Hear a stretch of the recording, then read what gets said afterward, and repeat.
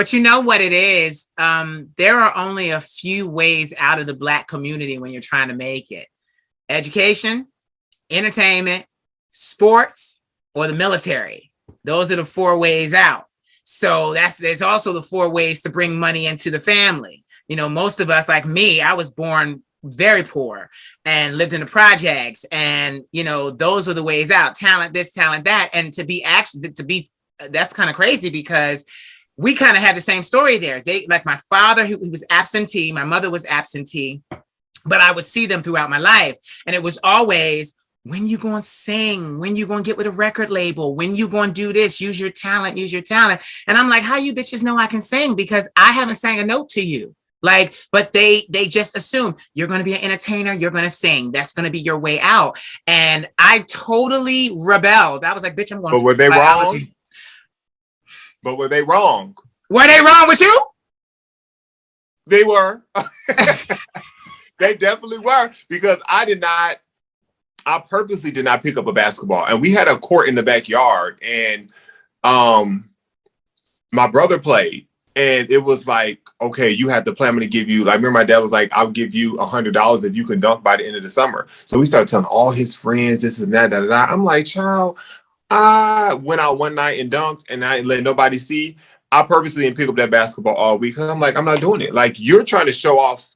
No, ma'am, it's not working. So I sat at the picnic table. I opened up my X-Men comic books, and I was listening to my Whitney Houston, The Bodyguard soundtrack. They should have knew all along, baby, that this boy was not going to be playing no basketball. Because when I did go to the locker room, baby, I walked through the showers purposely 4 to 5 minutes after everybody got in the locker room so that I could see the meat.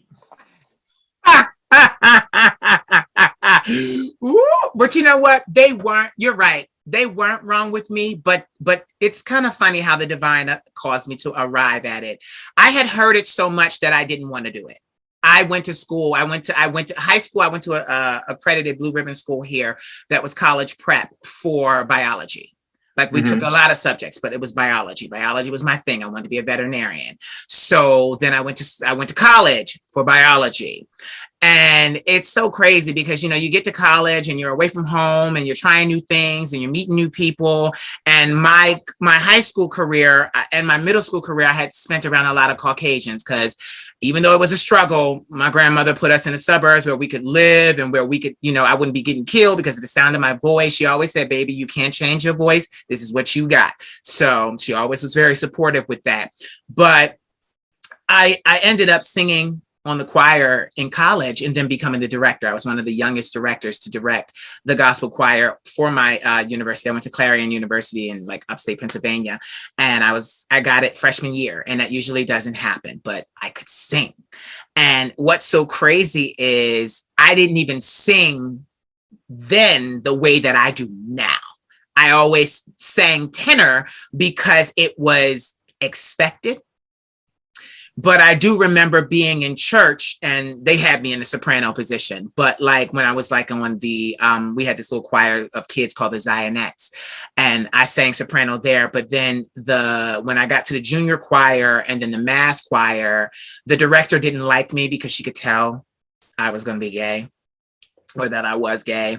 So she just always made it very hard for me. So she always stick with the men, sing tenor, though she knew my range was well above that. So I had a lot of things to deter my wanting to get into music. Plus my father, every time he saw me, not how you doing, how's life, when you gonna sing, when I'm gonna see you on BET, when I'm gonna do this, when I'm gonna do that. I was like, fuck you, I'm going to do biology. But then what happens is, we all know this, we've talked about it before, when I was diagnosed with bipolar type 1 PTSD from my childhood and acute anxiety disorder, I had to be medically withdrawn from school.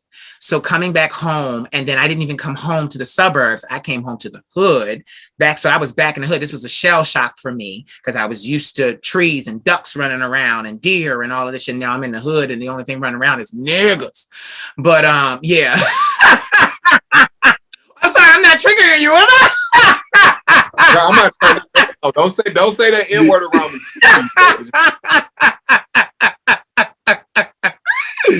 So turn around, and I came to this as a last resort.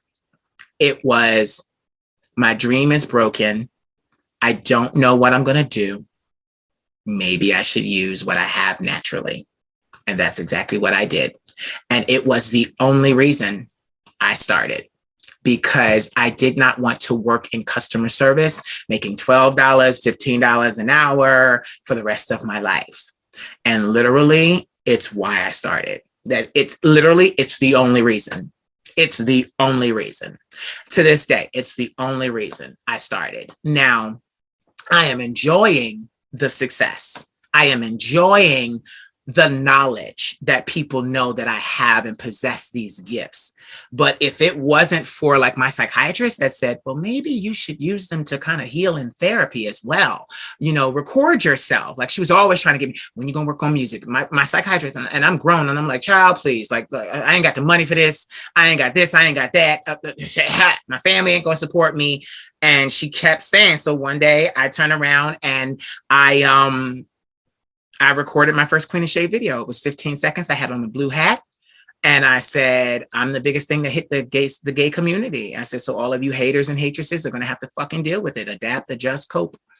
And it went viral with the help of Talk Gay with Faye, because he shared it and it went viral. Shout out to him. I love him. It went viral. And that was the start of my career. And here we sit. So anyway, you didn't play basketball. So instead, you picked up a sewing machine. Please talk to us about that, because I have seen your clothing and you make clothing that that you can fit, and B, that's amazing. Yeah, I've always wanted to like sew. But I used to sew, like I used to take old white t-shirts.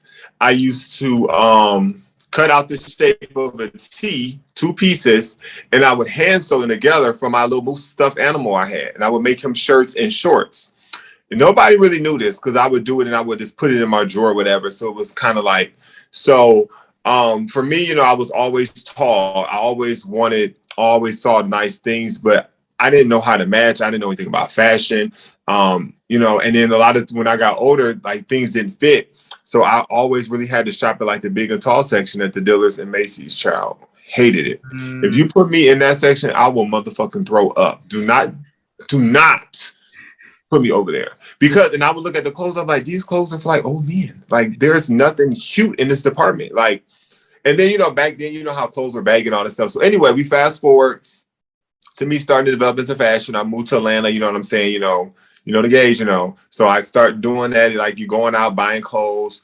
And right before I left to move to New York, I had bought a big sewing book, and I was like, I'm going to teach myself to sew. But I was like, I didn't know how. Like, who's going to show me? I was reaching out to a lot of the drag queens there. No response back, or you know what it was. It was, what you gonna do for me, baby? You gonna come and suck the beat? It was always something in turn. So I was like, what the fuck? So I moved to New York, fashion capital, and Paris is the fashion capital. New York just claims it. Well, fashion capital of the United States. Fashion capital of this country that's only 400 years old. Paris is the world's fashion capital. Well, for me, that was the fashion capital because I saw like everything. Like coming from a small town in Ohio, like everybody wore Wranglers and Levi's in a college t-shirt. Yeah. So I started doing like the graphic tees, and one of my friends was like, "Bitch, you're not gonna be doing this. Like you just playing. Like you need to go ahead and pick up a sewing machine because your visions and the things that you're creating is not words. You have to express it with creation." Yeah. And my mom had a sewing machine from a garage sale, and I got it from her when I went home. I shipped it back, and it sat in my closet for 6 months. Oh. And I was just like, I don't know what to do. Like I was so nervous. I was so like, I didn't know what to do. Like, I really know what to do. So it was this guy that I met off Jacked. He came by, child. I was thinking I was going to get my back blew out, child. But in return, he showed me how to thread my first sewing machine. Oh, he showed you how to thread your needle? He showed me how to thread the sewing machine because he went to fashion school. Like, I forgot what fashion school he went to. So once he did that, like, I just started to, like,